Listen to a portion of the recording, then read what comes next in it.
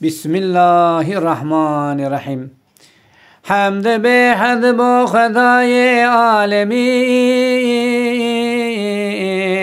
ev Khudaye daye Medine mübin, emkirine ümmeta hayrul beşer, tabi'i ve muhtedaye namver. Ev Khudaye Malike Mülke Azim,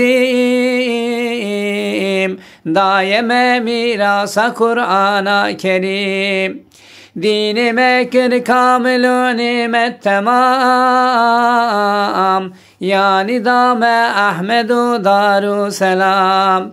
Ev Khudaye be nezilu zülcelal,